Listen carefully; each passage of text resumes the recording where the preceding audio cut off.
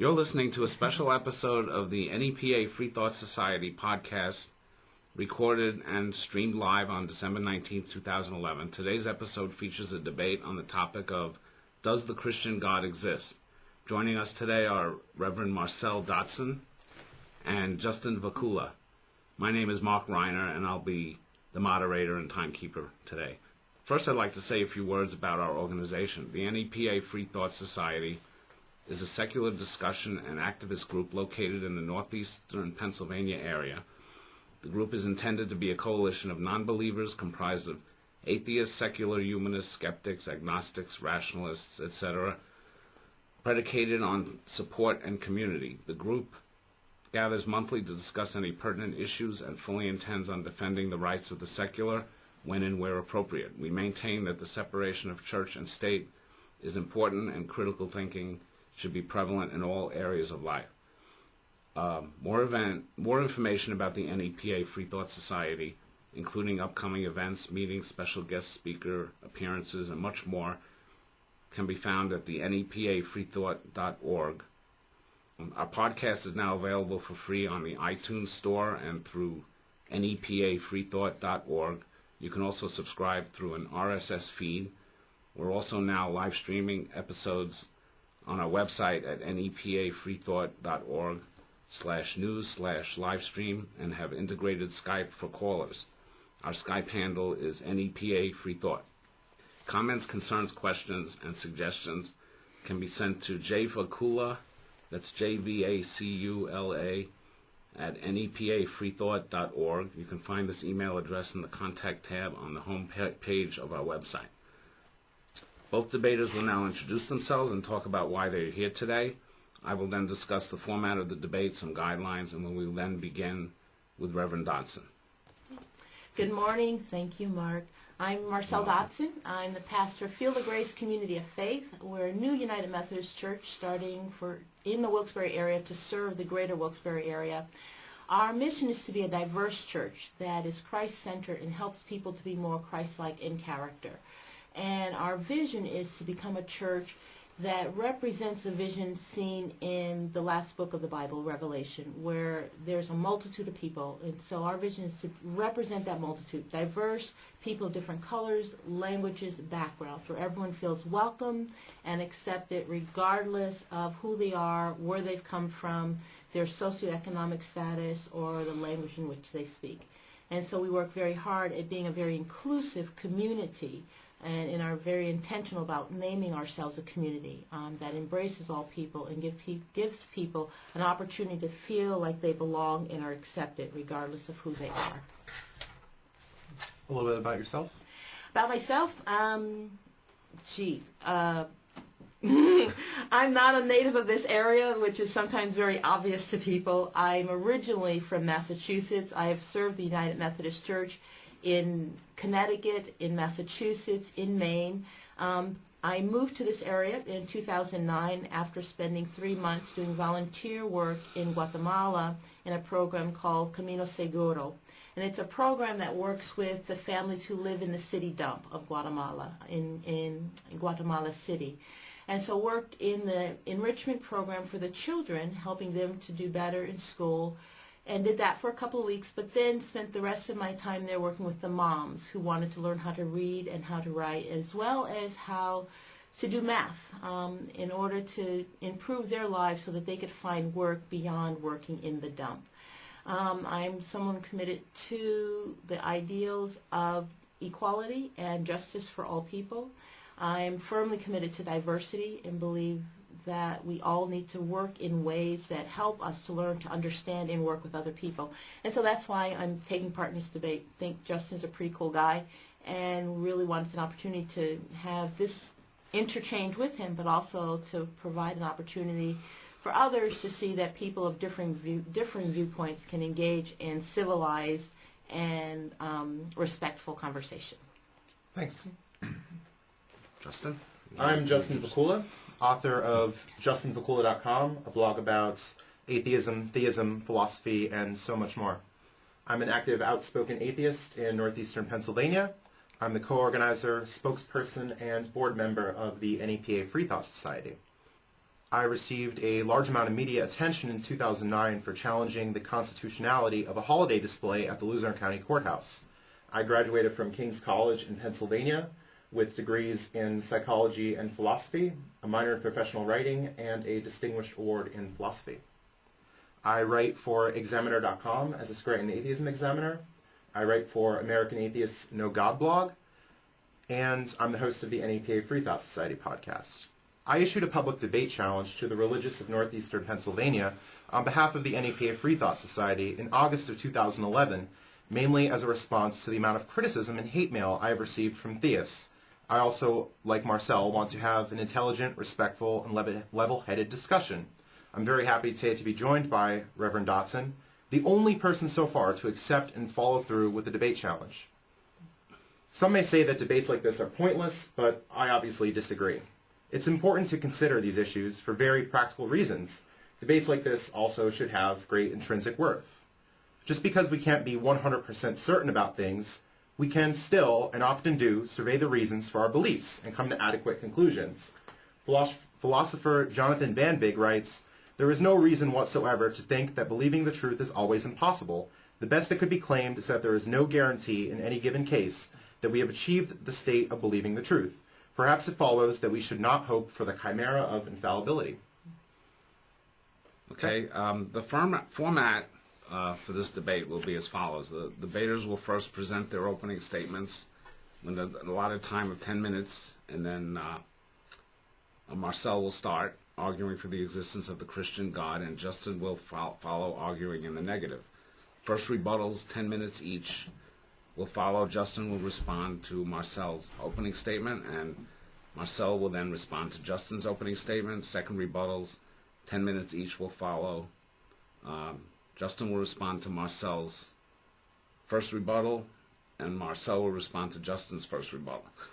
The debaters will then end with 10 minutes closing statements. Marcelle will speak first. Justin will then follow. After closing statements will start, we will start taking calls on Skype from our viewers. You may address the questions to a particular person, but both persons will be allowed to respond to the questions. Please keep the questions relevant to the debate and be brief. Please hang up after the asking a question so that debaters can answer the question, and so we can move on to the next caller. No follow-up questions. If you do not want to speak, please feel free to send a message instead via Skype. Would you like to start? Okay. All right, here I'll we give go. you a 2-minute warning when we're getting Okay, there. very well. Thank you, Mark. Thanks. Our question today is the question of, does the Christian God exist? If the question, for me, as I look at that, if the question is there a being and force that created and exists beyond the world as we know and understand it, the answer is most definitely yes. It seems arrogant and presumptuous to believe that as human beings we are able to understand and explain all that exists in the world through the limitations of the human intellect. To say that God does not exist because we do not see or understand or are unable to explain the existence and role of God is more a factor of our limitations than a viable conclusion that God does not exist. There are many things in the known world that one cannot understand and that one cannot explain, for which it would be a false conclusion to say that they do not exist, because we lack the ability to make the case for their existence. Lack of evidence does not prove lack of existence. There needs to be room in human understanding for the possibilities. Many of our greatest scientific discoveries were made by people who were willing to explore the possibilities of what could be, and they did not limit themselves to what they could only see. Yes, God exists because God dwells in the arena of possibilities that go beyond the limits of empirical data and reason. In exploring the universe at its various levels, one is faced with having to enter into the realm of possibilities in order to explain why the configuration of an atom, the configuration of the solar system, the configuration of a galaxy are so very similar. Smaller bodies held in orbit around larger bodies. It was being open to the possibilities in the universe that allowed Max Born and Werner Heisenberg to develop their theories of quantum mechanics and the principle of uncertainty. They had to dwell in the arena of possibilities and probabilities, asking questions about what existed behind what could be seen. Belief in the Christian God is about looking beyond what can be seen and readily measured and proven through existing means and within the current scope of human understanding, and being willing to accept that there is more than what is known and seen. And so as I observe the created world, I cannot relegate the ordering of the universe to chance, that all by itself things just happen to turn out the way they are. There had to be a first cause that set everything into motion with such balance and harmony. For me, that first cause is God. The universe as it is created, each advancement and discovery of science that shows the intricate and complicated nature of the universe, to me, these demonstrate that there is more to this world that can be readily explained, and that something behind the existence of what we see and are capable of understanding is God. I believe that there is God that created harmony in the world, that created order out of disorder, and who is seeking to restore order and harmony to the human experience. As I consider my own family history and my grandmother, as I remember the medical experiments that were created on her while she was pregnant with one of my aunts. When I think about the treatment of the enslaved blacks in this country, when I think of groups like the Ku Klux Klan, the lynching of blacks, there is no logical reason for me to have anything to do with white people if I were to just look at the facts and the reasons. But God exists because only God, and by God's grace, am I able to say, perhaps there's a reason that I need to be in good relationship with all people. Because God is seeking to restore order within broken relationships. For me, it's about going beyond my own feelings towards particular people or groups of people, to go beyond feelings of anger and bitterness, and to seek to be in better relationships, to seek to build better relationships for the present and for the future. Someone once said, try and penetrate with our limited means the secrets of nature, and you will find that beyond all the discernible laws and connections, there remains something subtle, intangible, and inexplicable. Veneration for this force, beyond anything that we can comprehend, is my religion. Albert Einstein. For me, as a Christian, I name that force beyond and behind God. Okay. Justin? You still have some time if you'd like to take it. If you'd like to add to it. I think I'll stop there. Okay. Okay. Ready? Yeah. Okay. My opening statement in this debate is not the time to address my opponent's arguments just yet.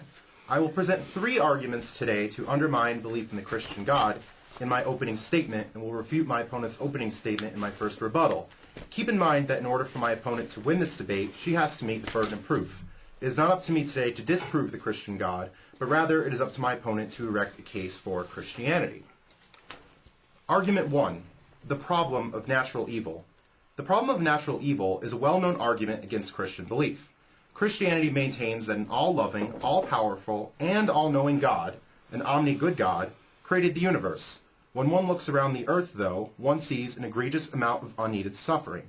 One would not expect and should not expect to see such suffering if an omni-good God created the universe. It is quite easy to see the amount of death and suffering that are caused by purely natural causes, that are guaranteed to happen because of the laws of the universe that Christians believe are established by God. Since God is typically believed to be all-powerful, all-knowing, and all-loving, we can assume that God could have created the universe in a different manner that did not result in the large amount of suffering that we see today. Can one honestly believe that malaria, AIDS, birth defects, Indian Ocean tsunamis, Chilean earthquakes, and the like are the work of an omni-good God? In the past, there has been tremendous amounts of human suffering, not even limited to humans dying in very early ages, due to a lack of modern medicine and technology. If the Christian God exists, there has to be a really good reason for the Christian God designing and permitting such natural evil. This all would have to be, it seems, all for the best. There would not just be some reason, but a really good reason. After all, the Christian God is said to be all-loving, all-knowing, and all-powerful. Theists typically try to use the free will solution to escape the problem of moral evil, persons committing heinous acts to other persons, and reconcile theism with moral evil. Although I don't think this is a good defense, I don't wish to argue this today. I want to make it clear that my argument is focused on natural evil, not moral evil. I contend that natural evil is incompatible with belief in an omni-good God. We understand that natural disasters are not the result of human behavior, but rather are the result of the natural laws of the universe. So the free will solution simply doesn't work. The egregious amount of unneeded suffering in the world, merely when considering the evidence we see when we observe the earth, I contend, should lead us to conclude that the Christian God does not exist. I ask a question similar to what Prince Prospero in the movie Mask of the Red Death asks. Can you look around this world and believe in the goodness of a God who rules it? Famine, pestilence, slaughter, disease, and death, they rule this world. For purposes of this debate, I will use the terms natural evil and evil as shorthand for egregious amounts of suffering by natural causes that have nothing to do with human action. I would like to remind listeners, and Marcelle, that I need not to buy into the terms of good and evil for this argument. It is not a problem for the atheist, and it matters not how we use these terms. It is a problem for the theist. The theist posits that God is all good and has defined the terms of good and evil in their theology.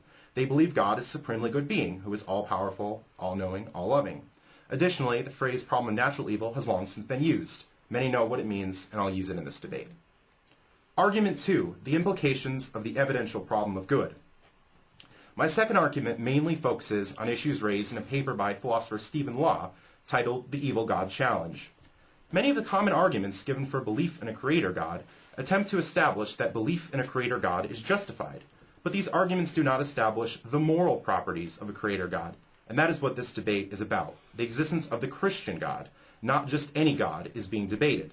It is simply not enough to argue for a creator God. Arguments typically given, such as cosmological and fine-tuning arguments, seem to be as forceful enough for establishing an all-good God, an all-evil God, a morally neutral God, or some designer God who is somewhat good, perhaps chaotic, neutral and lawful, or neutral. In other words, standard arguments pointing to a creator simply don't tell us the moral nature of the creator.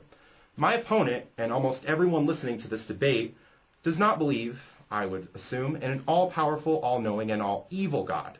Let's call this omni-evil God. While there is certainly an egregious amount of suffering in this world, one can see that individuals take pleasure in beautiful landscapes, raising children, successful relationships, and so much more. When we look at what we call good in the world, we can reasonably assume that belief in an omni-evil God is profoundly irrational. Why, one wonders, would an omni-evil God allow so much good in the universe that flows from the natural laws? If the amount of good in the world renders belief in an omni-evil God unreasonable, why doesn't the amount of suffering in the world render belief in an omni-good God unreasonable? Further, if belief in an omni-evil God is profoundly irrational, why is it the case that belief in an omni-good God is not only rational, but profoundly rational? Perhaps my opponent would like to say, and perhaps may do so, that omni-good God's reasons for allowing suffering and death, or guaranteeing that suffering and death would result from the natural laws of the universe, are unknown. You can't know the mind of omni-good God, she might say.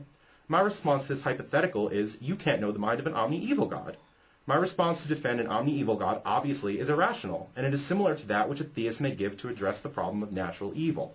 So the similar defense given by the theist should likewise be rejected. Many of the defenses that address the problem of natural evil in support of an omni-good God can be flipped to support an omni-evil God. If this is the case, belief in an omni-good God is no more reasonable than the profoundly irrational belief in an omni-evil God. Thus, belief in an omni-good God is profoundly irrational. I challenge my opponent today to show why belief in an omni-good God is profoundly more rational than belief in an omni-evil God. If she cannot do this, we see, for the purposes of this debate, belief in an omni-good God is no more rational than the profoundly irrational belief in an omni-evil God. Argument 3, the inductive argument for naturalism. Throughout human history, supernatural beliefs and explanations have gone to the wayside in favor of naturalistic explanations, to create a very strong inductive argument for naturalism, the philosophical belief that all that exists is the natural world. Here, I am not claiming any sort of absolute certainty, but rather am saying that naturalism is the most justified explanation of reality when we consider evidential factors and arguments. Naturalism, of course, if true, is incompatible with belief in the Christian God, because the Christian God is a supernatural entity. Here, I will build a case for naturalism and why one should reject supernatural beliefs. Humans in the past, compared to those today, had a rudimentary understanding of the universe and were unable to explain certain phenomena, so they looked to supernatural explanations in order to account for what they did not understand. Natural disasters such as earthquakes and floods were thought to have been sent by the gods. Sickness and disease were thought to be the result of demons. Lightning was thought to have been the wrath of vengeful gods. Throughout time, as our understanding increased, supernatural explanations have been discarded in favor of naturalistic explanations. we now understand that we no longer need supernatural explanations to understand a great deal of phenomena in the universe. Every time a supernatural explanation is rejected in favor of a naturalistic explanation, it seems that we are more and more justified in believing the next supernatural explanation will be rejected in favor of a naturalistic explanation. As knowledge increases, belief in the supernatural is less and less justified. Despite this, Christians, although they reject the demon theory of disease and many other supernaturalistic explanations, believe that some explanations, namely that a supernatural entity, God, created the universe, and that God raised Jesus from the dead, can adequately account for and lead one to be justified in believing supernatural explanations. Why should we be justified in thinking that particular supernatural explanations, or really any supernatural explanations, can adequately account for certain phenomena when history has shown us that supernatural explanations are put to the wayside in favor of naturalistic explanations? This inductive argument for naturalism should lead one to reject any sort of supernatural belief, namely, for the purposes of this debate, those relating to Christianity. These are my three arguments against the motion that the Christian God exists. I will now move on to my first rebuttal statement, which addresses Marcelle's opening statement. Thank you. You want to start your rebuttal now? Sure. Oh, okay. So, Okay. In the opening statement, we heard a lot from Marcelle. She mentioned a force and being beyond this world, and I haven't heard anything about the moral properties of that being, the powers of that being, how we know this being is good, evil, neutral, or anything like that. And for the purposes of this debate, we're talking about the Christian God. So even if there is a creator, that's besides the point of this debate. Marcelle needs to go one step further and establish how we know what that creator is, how we know there is a creator, what the creator wants for us to do, and that the creator's name of his son is Jesus. She says it's arrogant to explain because our intellect is limited. Well, I agree that our intellects are limited, but the mere fact that our intellect is limited does not give us good reason to believe in the Christian God. If we lack some kind of understanding, that's great. We lack a lot of understanding about other things too. I wouldn't wager that it would be arrogant for us not to believe in other gods that neither of us believe in. Marcelle doesn't believe in a lot of other gods, such as Hindu pantheons, Norse pantheons, etc. She says that saying that God doesn't exist, one can't explain. It is false to say no. A lack of evidence doesn't constitute evidence of absence. We should leave our minds open for possibilities. Okay, great. I want to leave my mind open to possibilities. I'm not saying that there's no way I could ever believe a God exists, but I merely want a good reason to understand why a God does exist. She mentions that God dwells beyond reason. Well, I'd like to know what that means, what beyond reason means. A lot of things might be beyond our reason, but if they are beyond our reason, how can we make claims that these things exist? How can we know the specific properties of a being? She mentioned the configuration of the solar system. I don't see how a configuration of a solar system leads to an all-loving, all-knowing, all-powerful creator God. She talks about quantum mechanics dealing in possibilities. Again, I'm definitely open to possibilities, but being open to possibilities shouldn't lead us to believe in the Christian God if we don't have a good reason to do so. She mentions that things simply couldn't be of chance and things can't happen. Well, it seems like there's a false dichotomy here where it's either chance or God. Why must it be God? Why must God be the other alternative? Why can't we simply say that the natural laws of the universe dictate what we're seeing today? She says the first cause is God. How do we know the first cause is God? Why couldn't it be something else? Why couldn't it be the Big Bang and nothing happened before that? Why couldn't it be an alternate universe, a time traveler, advanced alien technology? I don't necessarily assent to any of these explanations, but I want to know how we know it's God that is the creator of the universe, the Christian God, who is all-powerful, all-loving, all-knowing. She says there's more to the world and more to explain. I certainly agree with that, but just because there is more to explain doesn't mean that we can posit God. It's what's often called the argument from ignorance. Because we lack an explanation, we posit God. Well, if we lack an explanation, why don't we just say, I don't know, I can't explain it, keep looking for an answer. Even if we happen to find no answers, suppose questions of consciousness, the beginning of the universe and everything else are unanswered, and we are really limited in our intellect, it shouldn't lead us to believe in the Christian God. We could simply remain agnostic about issues. We can look for naturalistic explanations. There are a lot more options that we can do. She says that God created order and harmony. Well, we see a lot of disorder and harmony, or non-harmony, however you would say, in the universe. In my opening statement, I made the argument of the problem of evil, and she'll address that in her first rebuttal, so we'll hear what she has to say about that. She talks about medical experiments and treatment of the blacks. Well, I don't see how this has to relate to the Christian God or any kind of being existing. If anything, that's simply bad actions that people are doing to other people. I don't see where that fits into the God hypothesis here. She also says that perhaps there is a reason that God seeks to restore order. Well, this is appealing to we can't know the mind of God, which I opened with. Claiming that we can't know the mind of God forces the theist into an odd kind of moral skepticism. If some event X can lead to a greater good, or there might be a reason for all we know, can we really say that some certain event is a bad thing? How about good events? For all we know, good event Y might be conducive to good, and our perceptions are wrong. You can't know the mind of God, after all. If we really can't know the mind of God when evil is concerned, it seems to follow that we can't also know the mind of God when good is concerned. That earthquake over there, who are you to say it is a bad thing? Perhaps it is part of God's plan, and the earthquake is needed for the salvation of children. As you see, you can't know the mind of God leads the theist into making absurd statements. The you can't know the mind of God defense also seems to go against everything we possibly know about ethics, and seems to throw all moral progress to the wayside.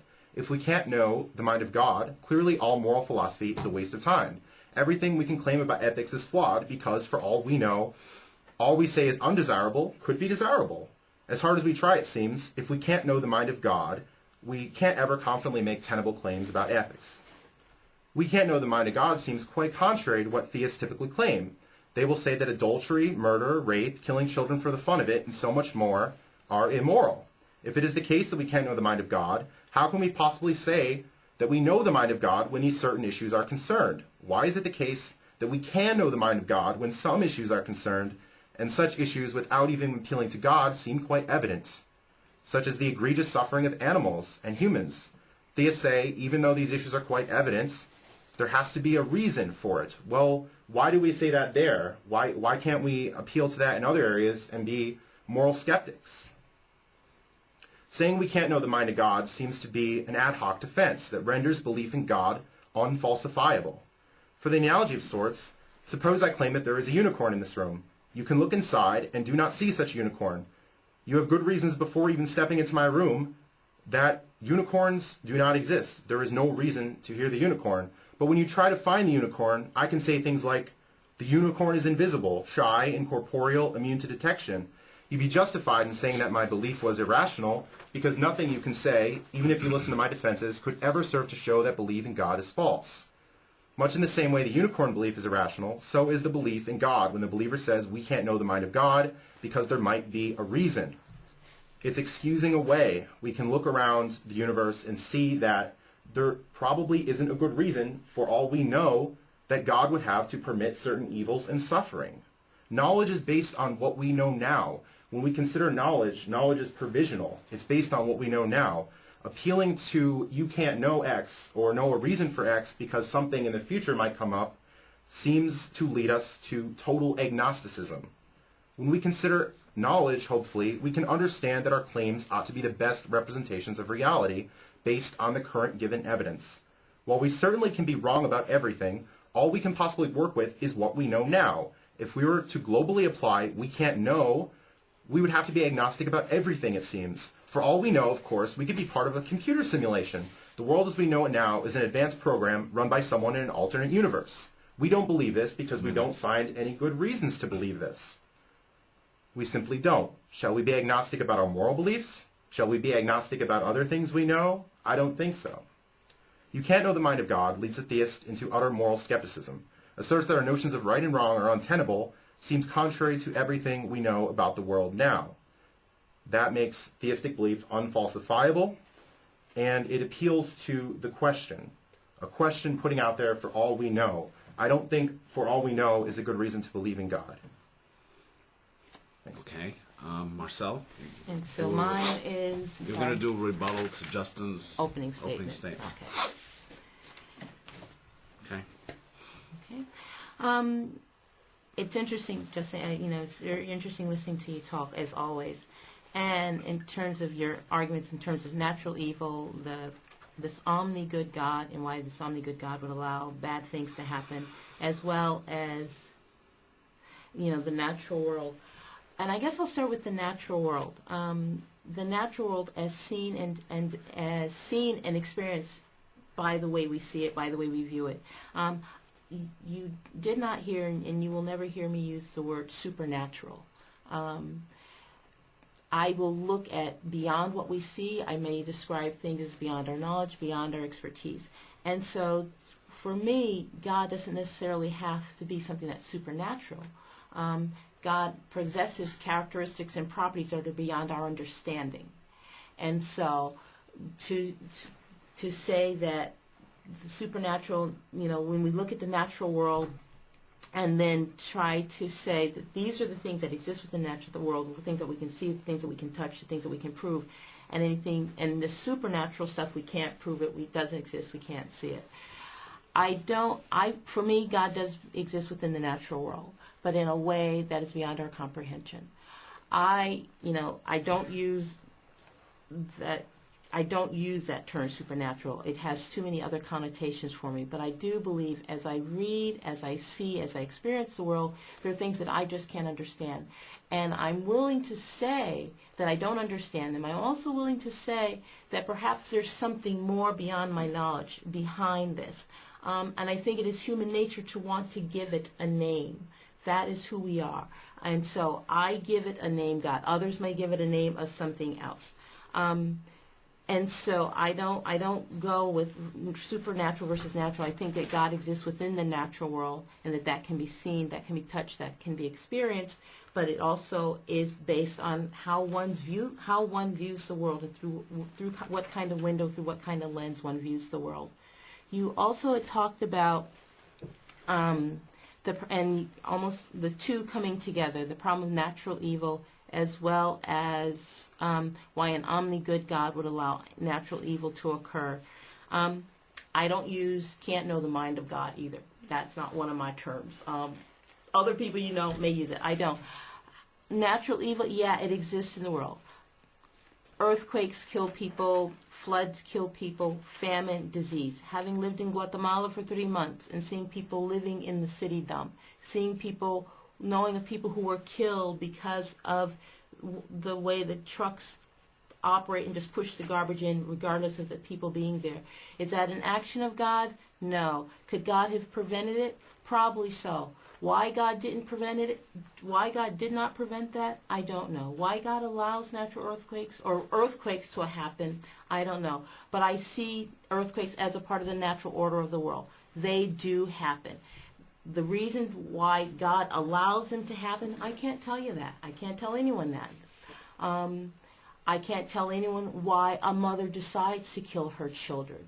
I can't tell anyone why a mother decides to pamper her children beyond her love.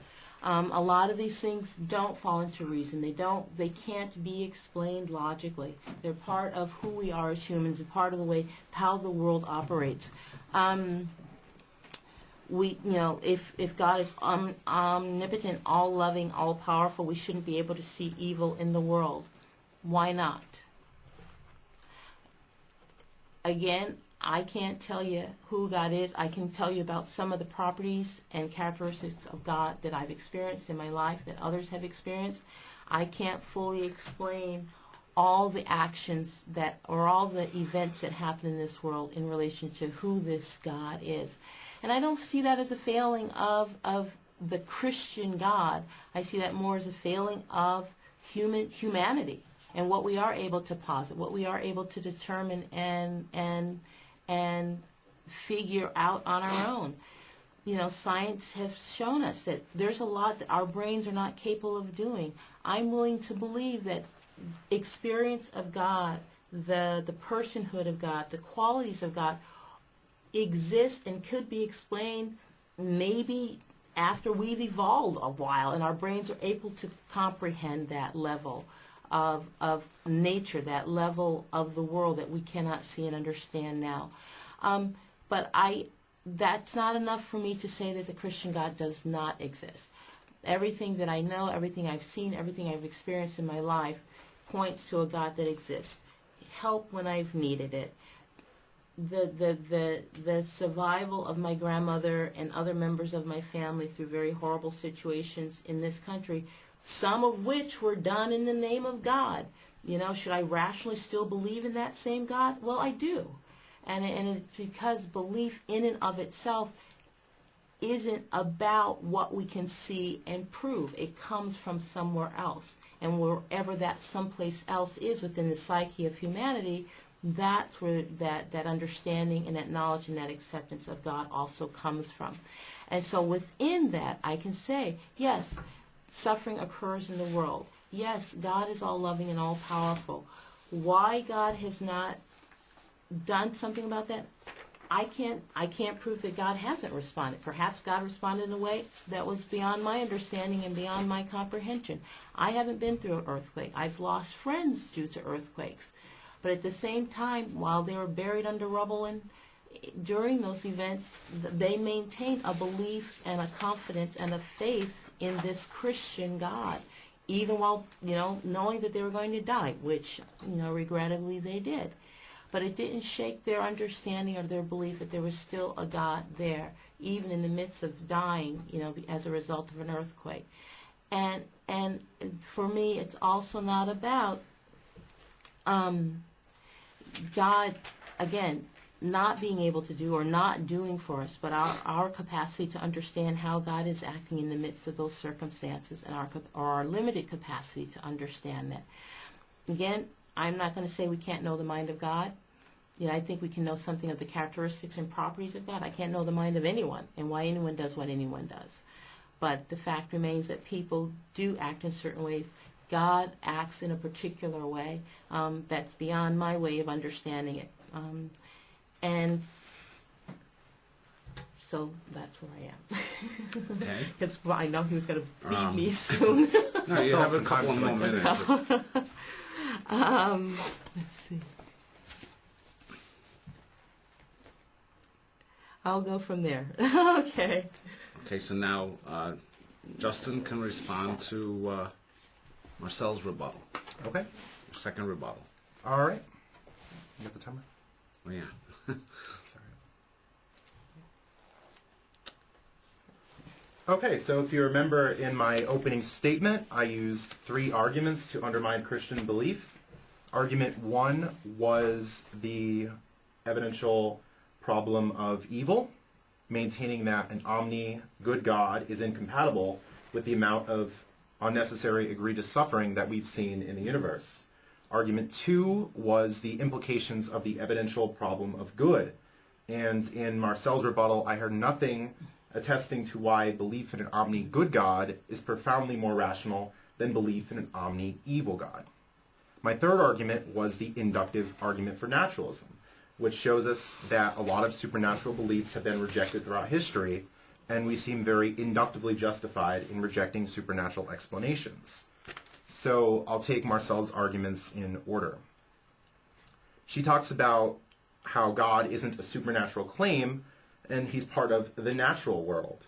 Well, if he's beyond our understanding, we can't see him, he's beyond comprehension, it seems that he's outside of this natural world. If he's a part of the natural world, I don't know how certain miracles are happening within the natural world. So I would like to have some clarification on that, specifically Jesus' resurrection. I don't think we heard much about that at all tonight. Saying that God doesn't have to be supernatural, he might be part of the natural world, seems to mince these explanations, because throughout history we've heard of God being beyond reality, beyond the natural world. He's beyond our senses, he's beyond understanding.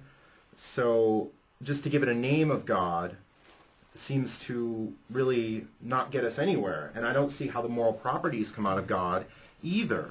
We can say there's some natural force in this world that is just this other being, but not omni-good. For all we know, like I said, it could be omni-evil. It could be neutral. To say that we can't see it, so we don't believe it, I don't base my beliefs on sight alone.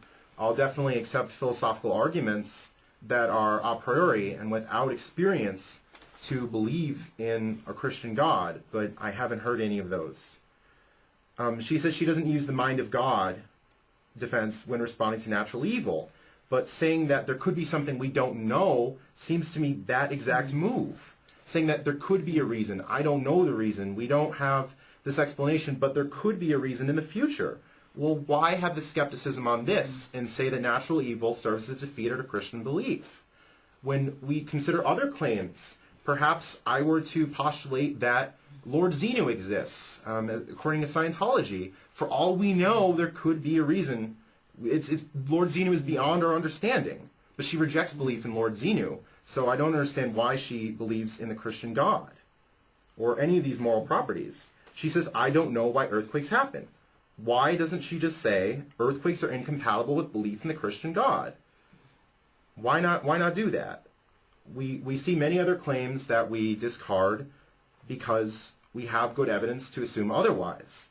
Perhaps I was recently implicated in a murder, hypothetically, and the police were to come, they would see blood on the floor, they would see the gun, my fingerprints could be on the gun, and I would murder. Are we going to say, well, for all I know, he might not have been the one who did it? There might have been a reason that's beyond our understanding that we just can't access right now? I don't think we would do that. I don't think we would do that at all. She says, I can't tell you why there were medical experiments on people. Well, that's moral evil. I'm talking about natural evil today. Why is it that an omni-good God has natural disasters into this universe? Wouldn't he just design it another way? She says we shouldn't be able to see the reasons for evil, but she could tell some properties. How can she tell those properties? How does she know the Christian God is all-loving, all-powerful, all-knowing? I don't understand that. She says we fully can't explain things. Okay, great. I agree with that. We can't fully explain many things in the universe, but just because we can't explain it doesn't mean we should jump to a conclusion that the Christian God exists, or any God exists. She says that evil is a failing of humanity. Well, here my argument is that natural evil is incompatible with belief in the Christian God. The responsibility is on God, it seems. Why would he create the universe with natural disasters, malaria, sickness, etc.? She says the science shows us that our brains aren't capable of understanding some things, and that the moral qualities of God could be explained in the future. Well, I'm not concerned what could be explained in the future. A lot of things could be explained in the future. For all we know, we might find out tomorrow that the universe was created 10 seconds ago, and we had pre-programmed memories and holes in our socks. That might be an explanation we arrive at tomorrow, but since I find no good reason for believing it now, I don't believe it. Knowledge is provisional based on what we know now. We can't appeal to the future of something that might be in the future as a reason for belief. She says that her experience points to the conclusion that that Christian God exists. Well, all people all around the universe, or all around the earth, believe in all sorts of different beings. Some Hindus will believe in Shiva and Brahman. Other people will believe in other gods. So why believe that the Christian God exists? We're not just debating about any God tonight. We're debating about the Christian God. I want to be very specific there. The appeal to this force that might exist that we don't know about, we can't explain again, is the logical fallacy known as the argument from ignorance. The inability to come up with a plausible explanation does not warrant a supernatural conclusion. Why don't we just say, I don't know, instead of jumping to supernatural conclusions? Can we even say that some kind of interventions come from a specific source? Again, she talked about God creating the universe. How do we know God created the universe? How do we know God raised Jesus from the dead? For those viewers who are familiar with Star Trek, there was an episode called Devil's Due, where everyone was convinced that certain miracles, for lack of a better term, were coming from some kind of powers that people couldn't explain. But Picard, throughout the episode, kept questioning and said, I think there's an explanation for this. And after we looked for a while, we found out that there was an explanation. So why not keep looking? Why not just say, I don't know, and assume that there is an explanation for it, rather than, here's this question mark that's hanging out, where our minds are limited, so I don't understand how minds limited go to the conclusion that the Christian God exists. She talks about how some evils were done in the name of God, but that's moral evil. We're not debating about moral evil today. We're debating about natural evil. That's my initial argument here. She says that belief is not what we can see and prove. There could be some other way of knowing. Well, I want to know that other way of knowing and how we can know specifics about this Christian God, how we know these attributes. Saying that there could be a reason from someplace else seems to be special pleading. She doesn't accept other explanations of other gods. For all we know, there could be an explanation. For all we know, something could come from someone else. But she doesn't assent to those beliefs. She would have to hold conflicting beliefs. All sorts of people all around the world claim different religious claims. If we were to accept faith or another way of knowing or whatever it happens to be, we would have to believe contradictory claims because people are using the same processes that it seems that Marcelle is using, faith, to have this belief in God. And I don't understand why that warrants belief in the Christian God and how we can know the moral properties of that being. Saying that people were in earthquakes, people have experienced natural evils, it didn't shake their understanding or belief, that seems to be a non sequitur. Just because people experience natural evils and maintain belief in their God doesn't mean that the belief is warranted. All sorts of people from all sorts of different religions experience certain natural evils and they maintain their beliefs. So if that were to be the process we would have to use, we would have to hold contradictory claims. The Hindu pantheon would have to exist. The Christian God would have to exist. They can't both exist. It's a contradictory claim, and we can't do that. She talks about, for all we know, there could be a reason that God has for the evil, but our minds are limited. For all we know, an omni-evil God might exist, and for all we know, he might have a reason that's beyond our understanding. She says we can't know the mind of people. That's not what this debate is about. People do bad things. We understand that. But I'm talking about God designing the universe with natural disasters and calamities. For all we know, an evil God exists, and for all we know, the reason that evil exists in this, or that good exists in this universe, is to destroy our souls, because we can't know evil without seeing good. For all we know, this evil God torments us by rainbows and happy laughing children so that we can know evil. But she doesn't believe in an all-evil God. Why is belief in an all-good God profoundly more rational than belief in an omni-evil God? Okay. Now Marcelle can do a rebuttal to Justin's rebuttal. Okay. It's interesting.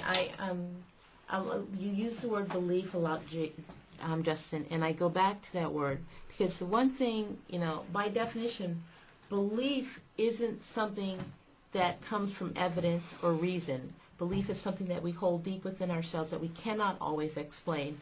It was interesting as I was preparing to come over here, by all accounts, I had no reason to believe that this was a safe place for me to come. Okay, mountaintop, well, I know nothing about mountaintop. Okay, in a room, well, I thought there were going to be just 2 white guys. There's actually 3. But by history, experience, evidence from my past tells me that probably was not a safe place for me to be. But for whatever reason, I believe that I would be safe, that it was okay to come here. I mean, even if he tears me apart during the debate, big deal. And so belief isn't about evidence or reason or proof. It's not logical for me to have believed that this would have been a safe environment for me to come physically. Not knowing the people, not knowing the neighborhood, being a female coming into a situation that was totally unknown. But I came anyway. Belief in God isn't something that comes out of evidence, out of reason. It's something that we hold deep within ourselves. And if you want to say it exists within our fiber, and for me it exists within the fiber of my being. I can't pull apart my DNA and point to you where that is. All I can tell you is that it is there, and it is a part of who I am. Based on what I've been taught, maybe a little bit, but that combined with based on how I've lived through this world and what I've seen in this world and what I've experienced in this world. And so I can't reject belief. I also, as a person who was looking at going into scientific research as a kid and went into theology instead, know that the two need to work together and that neither one can fully explain the other. There's a divide. And how each views the world is through a particular lens. And as long as I'm looking through my lens, I can't explain or see or understand what someone else is seeing through their lens. Freeman Dyson once said, "Science and religion are two windows that people look through, trying to understand the big universe outside, trying to understand why we are here. The two windows give different views, but both look out at the same universe. Both views are one-sided, neither is complete, both leave out essential features of the real world, and both are worthy of respect." And you know, it's funny that Albert Einstein said, "Science without religion is lame, religion without science is blind." And for me, belief is looking through a window that others do not look through and therefore cannot understand what I am seeing and why I believe what I see, because they don't see it. They can't see it because of their perspective and the lens through which they understand and view the world. Does that mean I have to discount what the other person sees? No. It just means that unless there's a way for me to change perspective, I have to give some credence to perhaps they're seeing something that I just can't understand at the moment and at the current time, that they have a perspective that is vastly different from my own, but that we're looking at the same universe, but for whatever reason we're seeing a very different picture. And so my belief in God comes through looking at the world through a particular lens and understanding the world through a particular lens. I can't explain the lens in front of me because it's a part of who I am. It's always been there. And it is how I view and interpret and understand the world. And because that lens is a part of me, unless I could take it off and put it before someone else, they're not going to understand how I view the world and how I understand the world and why this belief and this understanding of God is so real. It is a part of who I am. I cannot deny it. I cannot separate. I can question. I can talk about it. I can explore it and investigate it, but it is still there. And therefore, for me, it is a valuable part of who I am and not something, that I take lightly, something I question all the time. But it is still who I am and what allows me to operate and to live in this world in a way that helps others to gain greater understanding of the world around them. Perhaps not through my lens, but at least to understand better the lens through which they are looking at the world and try to make sense of things. Okay. Now you can do your closing statements if you like. Okay. 10 minutes. Closing statement quick. A little bit of what I just already said. I continue to say yes, I do believe in the Christian God. However one chooses to define that. What one believes and is able to accept and understand also very much has to do with the lens through which one views the world. Two people in the same room, limited to seeing the world through different windows on opposite sides of the room, will never be able to prove to the other that what they see is in fact real and exists. My belief in God has developed through the window or lens through which I view the world. And for other Christians, the experience of God is similar.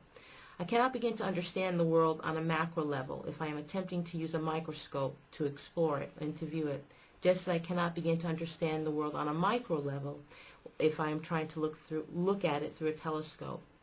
To see and understand God means one needs the correct lens or a different lens depending on what they view.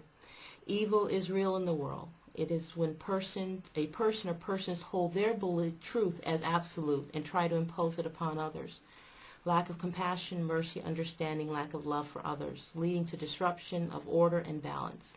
People deciding against the order of God is working to establish and choosing a path in the opposite direction. God allows us to make our own decisions for good or for ill. Every parent knows that children need to learn to make their own decisions, or they will never develop the capacity to decide and will not progress in their own. Evil beyond moral evil or the evil committed by persons does exist in the world. If you want to call the natural disasters the earthquakes, those are horrible, horrible human tragedies. But yet they do exist. They exist because the world is created. They exist because of tectonic plates. They exist because of imbalance on the earth. And those things do happen. We have the earthquakes. We have diseases because of organisms that have developed over the centuries and the millennia. But yet, despite all of it, there still, for me, exists something behind all of that that is able then to help us to gain greater understanding, and then to see what is the good that we can create from those situations, or what is the good that can come out of those situations. A definition of theology is faith seeking understanding. And so that is a journey. We never completely understand anything around us. But for people of faith, people who believe in this Christian God, our role and our duty is to continue to seek understanding, continue to try to make sense out of this world, and continue to see what is the role, what is the part that our Christian God is making, this God who is able to come in human form to lead and to guide us and to show us a way of life that is about building harmony, building peace, building justice in the world. Okay. Justin, you want to do a closing statement? Okay. In my opening statements, again, I had 3 arguments: the evidential problem of natural evil, the inductive argument for naturalism, and the implications of good in respect to an all-evil God. I was really surprised that Marcelle said that belief is not based on evidence or reason. I don't understand why that this definition is applicable to belief in God or other beings, but in other areas of life, she has beliefs based on good reason and evidence. She mentioned that she had no reason to come. History has dictated that this might be a bad neighborhood, or she mentioned that she had bad experiences with white persons in the past, and that it seemed like she said she had faith, and that she went here despite not having adequate evidence. Well, it seems here that she is committing the informal logical fallacy of equivocation. She's using faith in 2 different contexts. When I'm talking about faith as belief in God, or well, she is, that's different than faith, and I wouldn't even call it that today would be safe. She had really good reasons, I would say, to say that coming here today would be safe. I don't see any reasons why that would be the other way around. Even if she didn't, that doesn't warrant the belief in God. Just saying that, oh, well, belief is just a part of me, etc. Well, what if I had a belief that was part of me, that I was abducted by aliens last night? She probably wouldn't accept that belief unless I were able to provide good reasons. I'm not a strict evidentialist saying that you need to touch something to have belief in it. Again, I said I will accept a priori arguments. I will accept philosophical arguments. There are other ways you can get to the conclusion that the Christian God exists. But I haven't heard the good reasons tonight to do that. She says that belief in God is not reason. Well, why doesn't she use this mechanism of faith in other areas of life? She doesn't. And when she says that she has beliefs that aren't strictly based on evidence, it's not the same kind of faith. Okay, she says it exists within a specific fiber of her being. She can't pull out her DNA. Why doesn't she accept others' beliefs as being true on that basis? Perhaps a Hindu person believes in Shiva, and they say, this is a specific part of my being, I can't prove it. I can't give you a good reason. I don't even want to put the bar so high on proof. She would have to hold contradictory claims. She would have to believe that both Shiva exists and the Christian God exists. Clearly, she doesn't do that. She rejects belief in Shiva. She doesn't believe in Shiva. Why doesn't she do that? Why doesn't she say that all these beliefs are true? She doesn't do that. Why special plead for the Christian God? She mentions things about theology and science working together. That's not what the debate is about today. We can debate about science and religion in the conflict, but that's not the debate today. She says that we view the world through a specific lens and we can't explain. Again, why doesn't she accept beliefs on other people, saying that it's a part of me? I don't understand that. If I said that I had a dream last night that I would win the lottery and here are the numbers, she probably wouldn't play those numbers. I could say, well, this belief was within me, I can't show it to you. She'll have good reasons not to believe that I can predict the future or get visions of lottery numbers. So I think she has good reasons to reject belief in the Christian God because of natural disasters.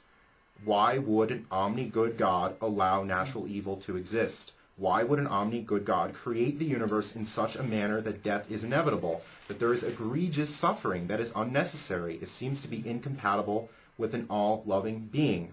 She mentions quotes from Dyson and Einstein. Okay, great. I don't see what that has to do with this debate.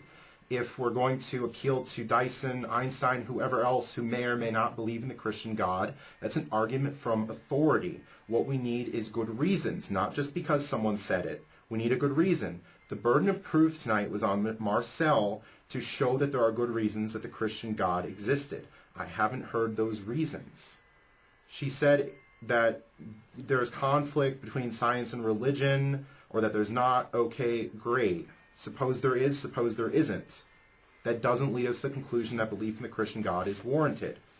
She says, so we can't see God. I don't think that's a good reason for not believing. Again, that seems to be special pleading. She doesn't accept other explanations for good reasons. So why accept belief in the Christian God if she can't provide the reasons other than it's a part of me, I've experienced it, I can't explain it, I don't understand. She would have to hold contradictory beliefs in other deities because they're a part of other people. The best explanation, it seems, is what we should go with. That those people who were abducted by aliens can't provide good reasons. If the people who were abducted by aliens say it's a part of me, it's in me, other religious people say that, why not accept the alien explanations? I don't think she does that. Why doesn't she do that? She says that we view through different lenses, we see different pictures. That seems to be a non sequitur. Just because we view the world in different ways does not mean that that way is valid or that there are good reasons. We know that many people believe in extravagant claims. Some people have beliefs in, say, Reiki, homeopathy, Bigfoot. It's a part of them, they say. I believe it. It's my experience. I can't show you. Why don't we accept those beliefs? We can see that there are reasons to serve as defeaters in those beliefs, such as natural disasters. Natural disasters seem to be incompatible with belief in the Christian God. She says that for all we know, there could be a reason, but she just doesn't know it. Our capacity for understanding is limited. Okay, great. Why doesn't she globally apply that skepticism? For all we know, there could be a reason that an omni-evil God exists and permits good. For all we know, a morally neutral God could exist. For all we know, Jesus' resurrection was actually something that a devil did to trick us into believing in Jesus. We can postulate millions of possible skeptical hypotheses. We don't believe these skeptical hypotheses because there is no good reason to believe certain skeptical hypotheses. So why say, for all we know, there could be an explanation and believe? I believe things based on reasons, evidence, arguments that I see now, not faith, good reasons, the best explanation of certain reasons. She says that she can't explain appealing to external reasons, but we see that she could explain a lot of things appealing to external reasons, such as the fact that she is living today. We can appeal to external reasons for that. We have, for example, the reason that I exist. Well, she believes that, but she can provide external reasons to believe in that. Saying that a belief is warranted just because we're subjectively somehow warranted in believing simply doesn't work. We would have to accept contradictory claims. If Mark said he was abducted by aliens and that's a part of him, she would have to accept that belief. She's doing the same mechanism, but she doesn't accept that belief. Okay, the truth isn't subjective on matters of external reality. Either the Christian God exists or either the Christian God doesn't exist. Okay, it's not subjective reasons that lead us to belief that should make us warranted in belief. If subjective truth were applicable, the truth was different from person to person, we would have all sorts of different beliefs and they would all have to be warranted. We would have contradictory claims. We simply can't do that. So I say, if she can't provide the reasons, argument, evidence, why not give up the belief? She doesn't believe in an all-evil God, presumably because she sees good in the universe. So why doesn't she do the same the other way around? The evil God challenge went unanswered in this debate. She didn't show why an omni-good God was more reasonable than an omni-evil God. Her ultimate reason, it seemed, was subjective truth. She knows it, it's a part of her, and that somehow warrants the belief. But I don't see how that warrants the belief. If she would accept that as a mechanism, she would have to accept that from other people. And she doesn't do that. Why not give up a belief in the Christian God when we see defeaters to belief in the Christian God? I also haven't heard her establishing the properties of the Christian God. How do we know he's all-powerful? How do we know he's all-loving? How do we know he's all-knowing? Perhaps there is a creator. Perhaps the creator is somewhat possible. Perhaps a deity that exists is long since dead. We haven't heard the properties of the Christian God. I think I was the only person in the debate who mentioned Jesus today. Okay? I didn't hear any arguments for a resurrection. I didn't hear any arguments for how we know Jesus exists, that God sent his son. She mentioned something about harmony, Jesus' relationship to humans, God's relationship to humans. I didn't hear anything about that. I contend that faith is not a valid pathway to truth. We need to have good reasons for what we believe in, instead of appealing to, I believe it, and that gives me warrant based on my experience. She freely admitted that earthquakes, etc., are natural disasters that God created. Why would an all-loving being create earthquakes in the fabric of the natural universe? Perhaps I made a house. I made my house with doggy catchers. My dogs ran around the house. It is inevitable that dogs would die. Would I be considered all-loving for doing this? I don't think so. When we see the evidence to the contrary, we don't hold the belief. That's it. Okay, well, I heard a lot of things to think about here today from both of you. Ready for the viewer calls? Sure. Do we have any callers? All right, let's take some calls from Skype. We had, this is Jason, the producer, off camera.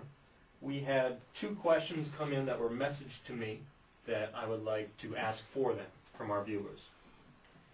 So the first question is from a viewer named Stax, and the question is for Reverend Dotson.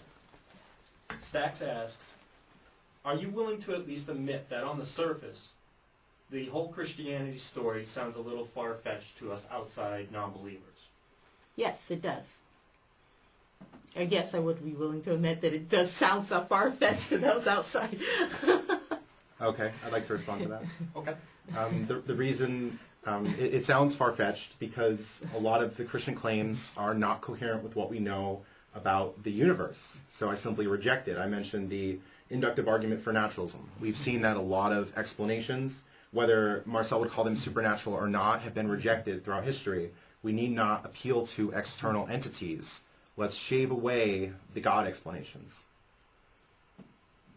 Okay. Question number 2 that came in. This is from viewer Adam. And again, it's for Reverend Dotson. Adam asks, in your opening statement, you mentioned that God creates order from disorder. Can you clarify what you mean by order and disorder? Okay. In terms of order, if you look at how the world is created, it operates in a very orderly fashion in terms of atoms, galaxies, molecules. In terms of the creation of the world and the fact, and this again comes from my experience, from my background, and in the Bible there's disorder, and God brings the universe together into an orderly fashion. One of the things that we teach in the Christian church is that God is a God of order. God wants things and people to work cooperatively and well, and seeks to bring order to situations where there is not order. And so whether it's through groups of people or through individuals, to try to bring people to work together more cooperatively. Disorder, when things aren't working well together, where there's disharmony. Disorder is when there is conflict, when there is disagreement, which prevents people from coming together, which prevents things from happening in a way that accomplishes or achieves goals. Okay. Douglas Adams is someone our viewers might be familiar with. He talks of a hypothetical where if a puddle were to exist in a gutter and were to have a mind, be a thinking being, the puddle would say, well, this universe is so orderly, this gutter is so perfect for me, I fit in here and I can't explain how that happened. Well, that seems to be looking at the universe and imposing our own ideas of a certain creator God. And how do we know the moral properties of that God is what I asked several times in the debate. Even if there were a creator God, how are we to know it's all-loving, all-powerful, all-knowing? And how is there order in the universe when we see that we're going to end in an eventual heat death? We see the natural disasters again. Order leading to God seems to be a non sequitur. Why believe in God because there's order? Perhaps there's another explanation. Did you have a message from Rodney that you wanted to... Yeah. The founder of the NEPA Freethought Society had a question for you. He couldn't be here today. He'd like to thank you for coming to the debate. Thank you for being here today. He's an African-American atheist, and as an African-American atheist, he wants to know how Christianity has been beneficial, if you think it has been beneficial, to African-Americans. It's been beneficial. It was the way that the enslaved people had the courage and the strength to flee from slavery in the South. It was through their faith and their belief that God expected and demanded that they be free, that they didn't have to be enslaved. And so based on those beliefs and based on an understanding and a belief, again, that God was leading them to another life, that's a great benefit. It means when my ancestors were out of slavery, I'm not enslaved. To bring it up to more modern times, it was Martin Luther King's belief that it was God's intention and God's desire for people to experience justice and freedom. Freedom from oppression and freedom from the injustice that was occurring here in the United States in terms of the racism and the racist practices. To that extent, that has been a benefit for African Americans. For many individuals, some of the things they went through in the segregated South, the Jim Crow era, the lynchings, for them it was a faith in a God whom they believed didn't intend for their lives to be under that sort of impression and had the courage to seek a better way to stand up against the oppressors, to stand up against the unjust laws. That was the benefit for African Americans. Okay. Well, I would say that we could have courage and strength and all of that without appealing to God. A lot of abolitionists were, in fact, atheists. Mm-hmm. We can definitely have ideas to get out of slavery, argue that slavery is a bad thing without ever appealing to a Christian God. So I don't understand. But they weren't enslaved. Well, before that. Yeah. Sorry. Yeah. I'm talking from the perspective of the people who are being enslaved and a reason to escape the slavery and to know that that is not their lot in life. Right. Yeah. But I say we don't need belief in the Christian God to get there. Your people were not enslaved. You wouldn't be able to say that. Well, just because I'm not African American doesn't mean. But unless your people or your people have had that experience, you don't know what it takes to get out of that experience. And so, unfortunately, without a whole other discussion in terms of white privilege, but unless you live in these shoes, you don't know what that meant. Well, I don't think it's fair to claim white privilege just because I say that morality not need have a God. No, that's not what I'm saying. I'm saying that you can't claim, oh yeah, the abolitionists had the thoughts and they had the courage and things like that, but they weren't the enslaved people. Okay. They weren't the people being beaten okay. and tortured. But wouldn't you agree that we don't need belief in God to be moral persons? No, you don't. But to be able to confront some of the things that exist in terms of your history and your experience, that belief in God goes a long way for people to gain freedom. All right, next question. But that's a whole other discussion. All right, no problem. Yeah. We have to move on. We have another debate on that. Yeah. The chat room is going crazy. Or bad handwriting. Yes. Do we have some more typed questions? Yes. Give me one moment. We have another question coming in from a viewer, Vincent, and he asks, this is for Justin. He says that while the main reason he does not believe in a God is because of the problem of evil and suffering, some will ask, does good in the world prove that there is a God if evil proves there ain't? Okay, so the question basically, or the contention is that evil proves God, but I talked in my debate about the Evil God Challenge. Why don't we say that good proves evil? If anything, we're coming to these moral considerations without appealing to supernatural. So I don't see how the existence of evil in the world proves that there's an all-loving being any more than good proves that an all-evil being exists. Would you like to respond to that? Okay. If anyone is listening right now, you have Skype. If you would like to call in and ask a question, you're welcome to do so. Our handle on Skype is NEPA Freethought. Okay, how about questions in the chat room? Bad handwriting again. Okay, we do have one coming in. Just typing it out now. If some people who already asked questions would like to ask another question, feel free to do so. How about Vincent? Vincent's listening. He had a question for me. Vincent, call in.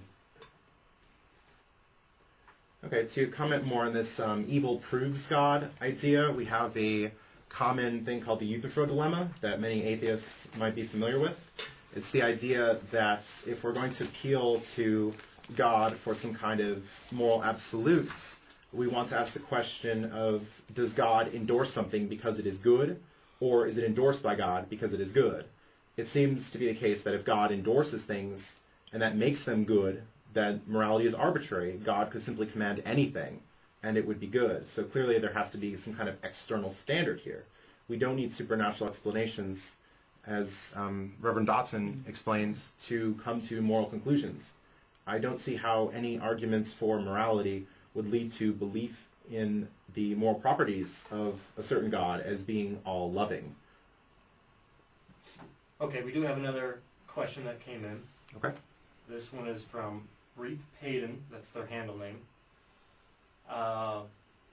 Reverend Dotson, this viewer would like to know, do you have any problem with the influences that have had an effect on the Bible, such as translation and the King James Version? Do I have, what's the question? Do you have any problem with the influences that have had an effect on progression of the Bible? Do I have any problem with the influence? I'm not sure what exactly they're asking. There have been influences, some negative, some positive, because of poor translations. And so we know that the King James Version, when translated, there were many things that were translated incorrectly because of the way they read the Hebrew script and because of the way they read some of the Greek texts. So I'm not exactly sure what they're asking, but there were mistakes made in terms of how the translations were dealt with. Any other callers' questions? Okay, Well, which version of the Bible do you I follow? use the New Revised Standard Version.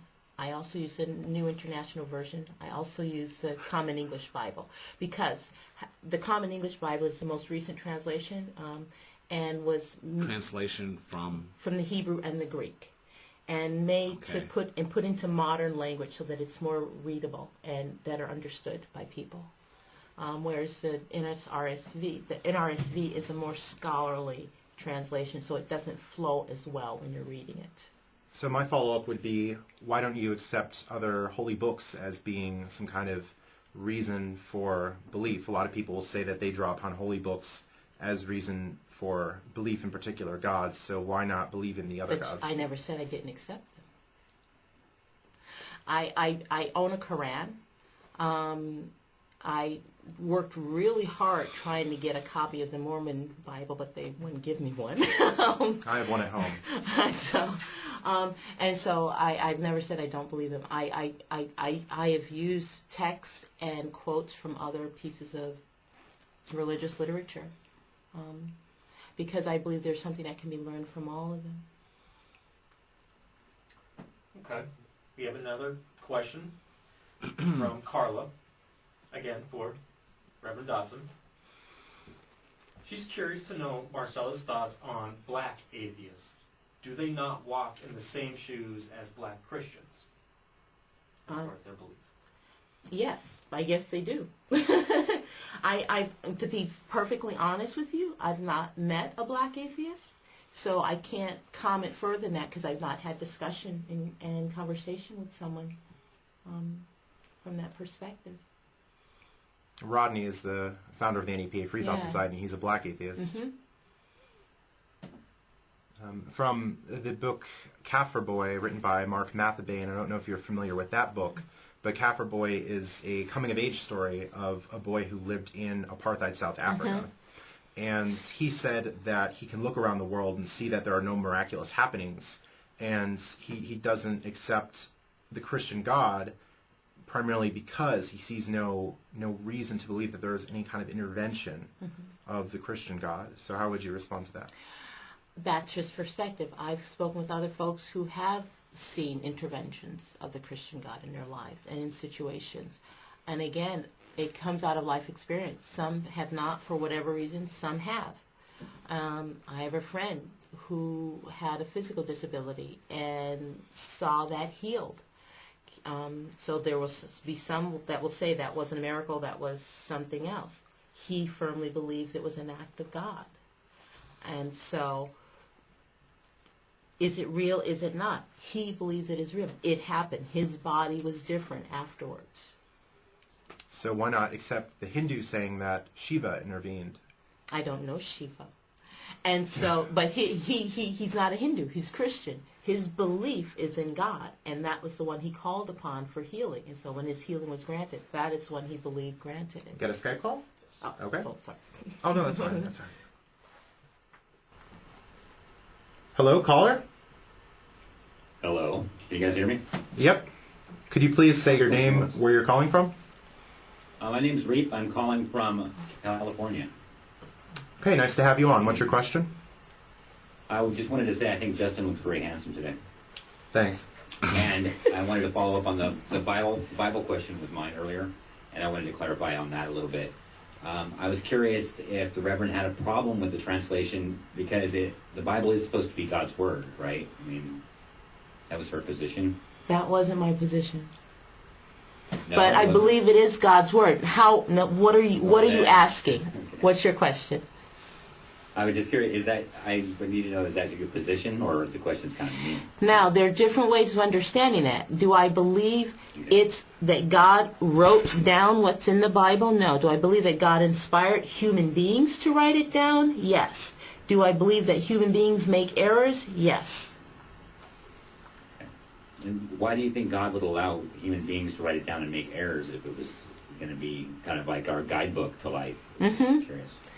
Well, it had to be in a language and a form that we could understand. Someone had to write it. Someone had to put it down. I don't imagine God sitting there with manuscript and whatever to record it. And it was recorded over a period of time. It documents the history of humanity and their relationship with God. And so the people who lived that history put it down on paper through their inspiration from God. Yeah, I was just curious. I wanted to kind of find out if you were thinking that was the Word of God, and because it's kind of left to error, actually. There's a lot of room for error there. I just don't understand why, if there was a God, He would allow it to be misinterpreted and used for the purposes it is. And because, the word hell isn't even in the original translation of the Bible, the original text of the Bible. There's no word hell.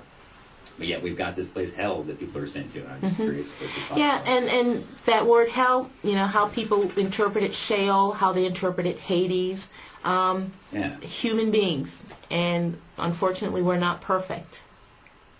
So you don't believe there is such a thing as hell, or you do believe Oh, I believe in hell, yeah. I believe people can live hell on earth. As I work a lot at the women's shelter now, people will tell you, the women there will tell you they know what hell is. Oh, I know that. In real life, I know there's things that can be conceived as hell, or you describe as hell, but I mean in afterlife. In afterlife, hell is separation from God. Is there a guy with a red tail and pointy ears and with fire? I don't know. I don't want to find out. But if it means I'm separated from God, then what I experience as hell is going to be very painful. What else will go on around that, I don't know. I know that people experience hell living here on earth. And I believe that if we die separated from God, there's some experience of hell that we will have. Do you think it is morally justified for non-believers to go to hell? Is it morally justified? Is God morally justified in sending non-believers to hell? I don't think God sends people to hell. I think people make choices that allow them to end up there. Okay, so I say I don't want to go to hell. The ball is back in God's court. Why don't you want to go to hell? Because I think it's unjust. Why is it unjust? I don't want to suffer for eternity. Well, then leave it. And then what people would say is that if we don't, the choice to go to hell or not to go to hell is based on how we live our lives. Did God create hell? I don't know. How can you say it's based on how we live our lives when some of us choose not to have God in our lives? We're still good people, though. Well, and God hasn't placed me as the judger of people, and I don't want that job. And so for me, my understanding of hell is that when we make choices in our life that continue to separate us from God's will for humankind in terms of justice, mercy, compassion, and being in right relationship with others and with God, and when we continue to make those kinds of choices, then we may be making a choice to be apart from God. Because to be with God is to be in harmony with God, to be in harmony with others, to be able to look at our fellow human beings and other members of humankind, to treat them with justice, treat them with mercy, treat them with kindness, respect them as and for who they are. When we make choices counter to that, then we are probably making a choice towards hell. Okay, we're going to move on to... Oh, no, that's okay. That's okay. Can I ask something? We're going to move on to the next caller. and I Thanks, gotta- Reep. Do you believe in an afterlife? An eternal Because I think we're life? talking about two different things. You're Yeah. talking about hell Yeah, well, that was in the our question. life today, and Justin's talking Yeah, and I about believe there is hell after this life. For like folks. eternal punishment. Yeah, to a certain extent. Okay, do we have a next question? That wouldn't be something. Oh, you have to go? Yeah, I gotta go Okay. bring her to the hospital. Okay. Oh, all right. all right. Well, I'll stay here if people want to call in and ask some questions. Regrettably, I need to bring someone to the hospital, but thank you, Justin, for having me here. Thank you, Mark, for moderating. Thanks. All right, thanks for Thank you, coming. Jason, for hosting us, and thank you all for tuning in and for your questions. I need to get someone to the hospital for some testing, so we look forward to doing it again at Do you some maybe point. have an email address you could provide people? Yes. Do you have it, or can I No, to help? provide to the viewers an email Yes. address. You can. I'll give you the short version. It's M. Dotson, D-O-T-S-O-N, all one word, at susumc.org. M. Dotson at susumc.org.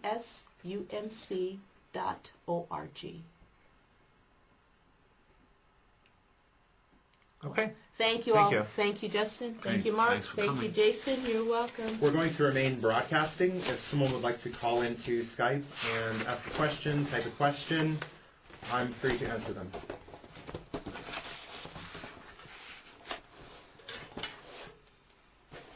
I think I'll walk you out. Thanks, Mark. Thanks. You were very good, Mark. Do we have another question coming?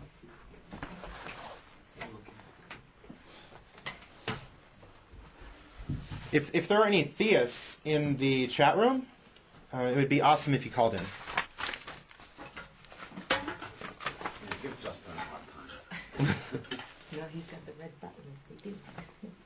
Thanks, Justin. Thanks. Sorry I had to cut on you. See you Thank soon. you. Give me a call. Thanks, Justin. Take care. Okay. Feel free to type questions in the chat room, ask some questions, we'll take them here.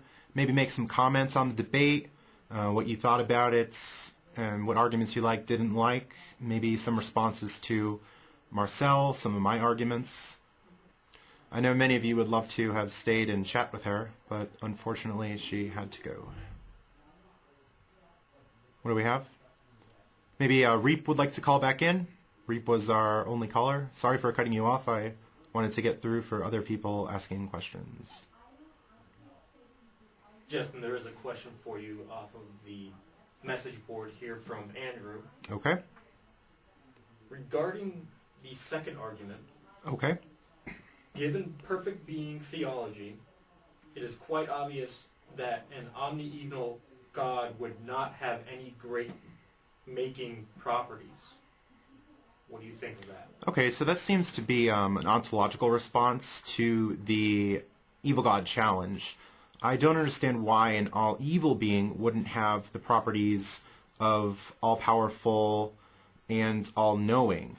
For all we know, a morally neutral God could exist.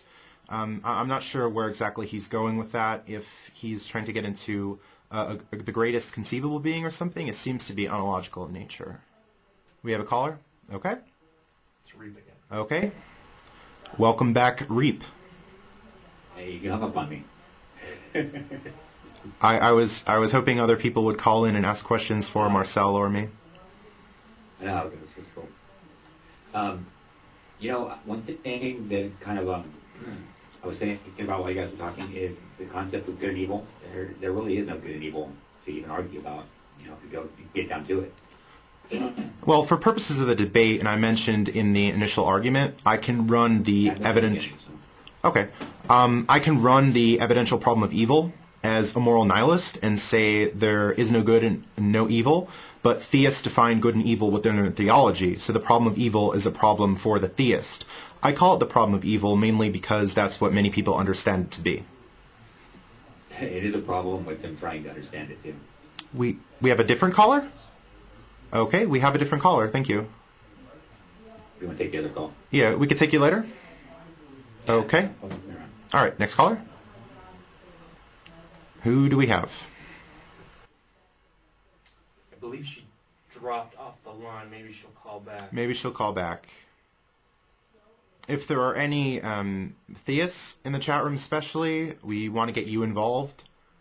That would be great. We had a lot of callers who were asking questions for Marcelle, so I'll be more than happy to field questions. And I'm sure many people in the chat room would also be happy to do that too. I'm going to get the chat room. We have a caller. Okay. Caller? Caller? Caller, can you please announce your name, where you're calling from? There's just some lag here in the connection. Okay. Okay. Hello, caller? Hello? Caller, what is your name and where are you calling from? Yeah, this is... Hello? If your Skype is not working, if you could please type the question through Skype or in the chat room, that would be great. Hello, caller. Are you still with us? Can you hear it? Yes. Yes. Try again, please. Oh, okay. Sorry. Yeah, my Skype was acting a little off. Okay, what is your name and where are you calling from? My name is Maya Leibovitz, and I'm calling from New York. Okay, thanks for tuning in today. What is your question? Well, basically, the Reverend left, but I was just referring to something that you said in the beginning of the debate, which was basically that we can't fathom God, yet at the same time, He's all-loving irrespective of the suffering, and she was postulating, what He is through His actions. And my question was more, and if you agreed with me, since she's not around, is that kind of contradicting how you can say a certain aspect about God, yet at the same time, you can't define Him as we are, according to her, incapable? Yes, I mentioned that during the debate. People can make certain claims about God, and then on other claims they'll say they throw out the mystery card. We can't know the mind of God. We don't know His intentions. Well, if we don't know some things, how can we know the other things? Could we have a process for knowing some things and not the others? If we make these all-loving, all-knowing, all-powerful claims, what is the justification for those claims? Right. So basically she's contradicting. It seems to be the case. Oh, sorry, there's some lag here. Yeah, I think so, because the problem is, the we can't know card, the skeptical card, I also mentioned that it's special pleading, because many other things, for all we know, can be true, and we happen to not believe in those things, such as the last Thursdayism I mentioned, of the universe could have been created, say, 10 minutes ago. We could have pre-programmed memories. We don't believe in that. So why believe in the Christian God? Because it could be possible. Mere possibility doesn't entail an actuality. Okay, thank you. Thanks for calling. Okay, do we have another question, whether typed or through Skype? Yes, we do have another typed question. This is another one from Carla, for you, Justin. Okay. She asks, Justin, what is the best argument for God you ever heard? One argument that's kind of interesting, although I wouldn't call it the best argument, is called the transcendental argument for God's existence, which postulates that there are some abstract realities that we can't make sense of without appealing to an originator of those abstract realities, such as numbers, such as logical absolutes, but this seems to devolve into an argument from ignorance. We can't explain it, therefore God. And so that's possibly one of the best arguments, I guess, if you were to call it that. It's also sometimes difficult to challenge cosmological arguments because we hit some kind of brick wall in reaching an understanding that we can't get past. For example, we talk about the Big Bang and before time. How can we know before time?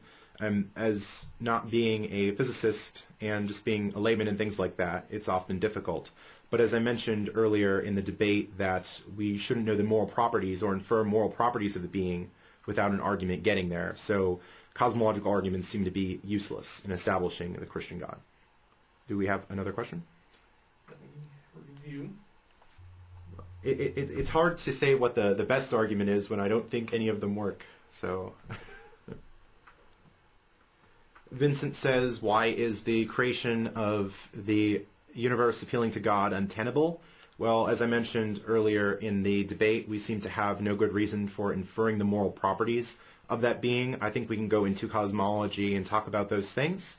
Well, that might be a nice thing to do. I think we can get through the arguments easier other ways. If you are out there, Reap, and you would like to call back in, feel free to do so. Thanks, Adam, for the compliments. It was nice having you in the chat room and listening to the debate. Andrew was talking about perfect being theology. If you would like to make more clarifications on that, if you think I didn't answer adequately enough or you have some other ideas concerning that. Are you still out there, Reap? Reap is there. We didn't have to buzz any of the callers. I had a button here for buzzing some callers, but it's a good thing we didn't need to do that today. If there are no more questions, we will... Oh, we have another question. Great. Well, Reap may be calling in again. Another quick question again from Carla. How would you rate the debate? Well, it's really hard to rate the debate because people will say there are certain ways of winning the debate. It depends on what purposes you think for the debate, but it's really awesome. I want to applaud Marcelle on having the courage to come out because no one else in northeastern Pennsylvania has done so. There was someone who accepted the debate challenge who calls himself Bible Buck, Charlie Bible Buck Hatchko. He was running for political office in Luzerne County. He initially accepted the debate, but then he backed out, claiming that he thought I was a Protestant and I adhere to liberal demonic theology and other things like this, but it was really out there. So I was kind of disappointed during certain parts of the debate. She didn't address the evil God gambit at all. As part of the response to the problem of evil, it was the, for all I know, there could be something out there explanation, and I responded to that as the mind of God defense. She said it wasn't the mind of God defense. As far as addressing the inductive argument for naturalism, she seemed to just mince words and say that naturalism and supernaturalism, I don't call supernatural God, but I don't see how that responded to the argument. And even if that provided as a defeater, the other one still stood. We have a caller. Welcome back, Reap. Hey, what's up? I have a question for you. Sure. Do you believe there's a possibility of there being a God or a creator? Certainly. Do you think the possibility exists? I think the possibility is extremely low. There was a really good talk, I think it was from Phil Plait at Nexus. It was the last convention in New York, Nexus. And he talks about how a lot of beliefs could get down to a really low probability, and we could be fine at rounding them off around 0 and saying that it's a very low probability. Even if we were to say that belief in God, for example, would only be justified if 50% possible, although I don't see how we would get the possibility or the probabilities there, it seems really low and on par with the other explanations. I mentioned the evil God challenge, and it seemed to me no more reasonable than to believe that an omni-good God exists rather than an omni-evil God, so I would put them on the same par. But how can you come to probability on something that you have no idea what it would consist of? Right. Well, the Christians obviously posit what they think is the claims, so the most that as an atheist... I don't mean the Christian God or... Yeah, I'm not talking about the Christian God or even any God of any organized religion. I mean just like... Because you've got people that define God as just an energy or just, just very abstract terms. Right. So creator. the burden of proof is on You them. get to any probability. Yeah. Well, I know that. I'm not saying that they're right. I'm saying that Right. the possibility that there is some type of creator, whatever form it takes, how would you get to the probability of that existing without knowing what it was you were trying to get to the probability of? Right. There could be infinite You know? possibilities of, say, concepts we can't even understand, like a bed made of 1984 that could exist out there. But since I find no good reason to believe in it, I simply don't, and I assume you would take the same path. Yeah, don't misunderstand me. I'm not saying Right. I'm not arguing for the possibility of there being. I'm just arguing for the way we should keep our minds not open so much, but is leave that kind of as an open argument, because it will help us with theists, I think, to argue with them if we give them that one little thing that we can't say without a doubt there is no creator. We can't say beyond a doubt, you know.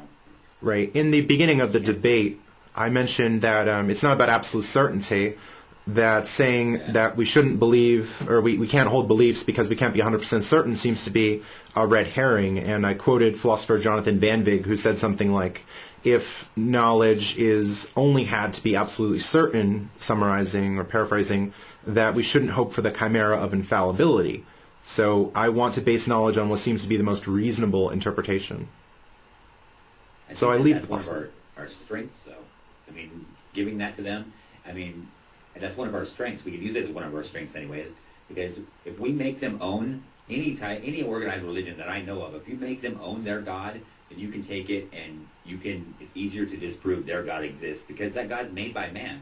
It's fallible. I mean, it's easier to prove that it doesn't exist than if you're trying to prove any God whatsoever doesn't exist. Right. You know what I'm saying? The specific topic of the debate, Yeah. and I held Marcelle to it, is the Christian God. I said the debate isn't about just any God, it's about the Christian God.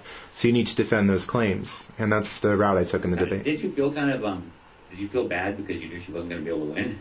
I didn't know what to expect, and I even said in the comments before that it was really difficult, because if I were to go up, hypothetically, against someone like William Lane Craig, I can do my homework and get to some of the arguments he would put forth. But for Marcelle, I had no idea what she was going to bring up. I was anticipating religious experiences and prayer, but we didn't hear much at all about prayer. And as far as religious experience goes, she talks about subjective truth, it seems. So I was prepared to respond to that. Christian? She's a Methodist, She's yeah. Christian? Yeah, she's a Methodist. Oh. She sure had an odd position on religion, didn't she? A little bit different from what I've heard before. Right, she was saying that she doesn't call God supernatural, but it's a part of the natural world. I don't often hear that. She didn't call God supernatural, but then she defined the word. Exactly. It's beyond our knowledge and beyond reality or something, so I would consider beyond reality being supernatural. Yeah, exactly. Call it what we want. Are you planning on having another debate like this? Certainly. We have our podcast, which comes out. Find somebody who'll do it?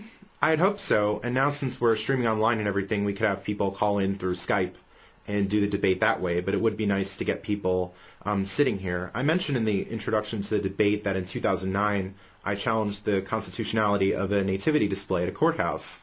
And a lot of viewers might know about that. And people were very quick to write hate mail, levy personal attacks, sabotage my college education by saying I should be expelled. All these people were running their mouths, but they didn't want to come in and actually have a debate. The challenge has been out for months, and Marcelle has been the only person who has followed up on it. So you're one of those people that's trying to ban Christmas then, right? Not at all. I actually say that it's the season for Krampus. Are you familiar with Krampus? No, I don't know what. Krampus used to be this minion that went around with Santa Claus, and he would send people to hell and punish them. Yeah. The history of Christmas is really interesting. I've looked up on There's that. a lot of very evil stories actually built around the Santa Claus myth. If you go back in time, Santa wasn't a very nice fellow originally. And the origins seem to be from a lot of pagan beliefs, of course. You talk about Odin, who rode Sleipnir, the eight-legged horse, and now we have Santa with 8 reindeer. So there seems to be a lot of borrowing there. I mean, I don't want to sound really speculative here, but... chat room says Santa had slaves. I think that's one of the stories I heard too, where Santa had slaves and he was evil. Well, Krampus would put kids in chains and take them to hell. So there's some stuff like that too. He was also called Black Peter in some traditions too. That's I interesting. thought Santa Claus was invented by Macy's. Well, Santa Claus goes back to the pagan tradition starting, and it was just built up over time. Coca-Cola is very responsible for the colors. Do you have any questions? Oh, we have another? Yeah, a message, a written message by Vincent. He said Marcelle talked a little bit about where her faith came from in the beginning. He just wanted to know a little bit of your backstory. Were you ever a believer at any point? Oh, sure. I was raised in the Roman Catholic tradition. I went to a Roman Catholic church, was baptized, confirmed, received Holy Communion, reconciliation, etc. So after going through this, I basically took Christianity as an assumption that was just simply true. I never really looked into it, questioned it, etc. until I started to hear some arguments against my position. And once I got into college, after taking some philosophy classes, I started to ask some questions. I also recall playing a card game at a friend's house, and they asked me about, like, the topic of Adam and Eve came up, and they asked me why I believed, and I just said it was faith, and that's why I believe. It's faith. You just have to believe. And I really felt kind of embarrassed at that point, so I said, like, okay, well, hey, I need to see whether this is justified or not. So in one of my philosophy classes, I had to write an essay on the meaning of life, and one of the final questions in the essay was, does God need to exist for there to be meaning in life? So after that, I started really asking some questions. And I said, I want to believe that which is true. So I embarked on a journey, and now I'm here where I am today. I went to a Catholic college for 4 years, and that was interesting because the first 2 years I was a theist. And the second 2 years I got a lot of backlash from people, particularly because I wanted to start a secular student alliance affiliate at King's College. People screamed in my face because of that. They sent me a lot of hate mail. I got threats from Knights of Columbus members at the school, and the project was eventually foiled. A few months later, again, I challenged the nativity display and got a lot of hate from people because of that. I've lost family members because of this, but I say it's on them, not on me, and it's really unfortunate that we can't disagree and still be friends with each other. As we saw, the debate was, Marcelle was willing to come here. I didn't scream at her. I didn't levy any personal attacks. I attacked the ideas, not the person, and that's very important. Okay. There's a line, Carla, from a song by rapper Baba Brinkman. He was actually consulted to make an album about science. Particularly, it was called The Rap Guide to Evolution. And there's a song he has called Creationist Cousins. And the one line from it is, let's all be respectful and still tell it straight. It's too often that disagreement is construed as disrespect.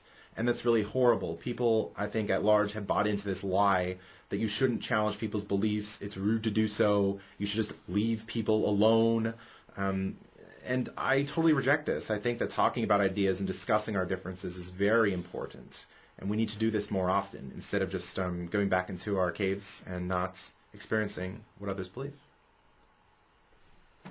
Okay, if there are no more questions, we are going to get off the camera and disconnect. So here is your last chance for questions or calls. Okay, that's it. Thanks for tuning in.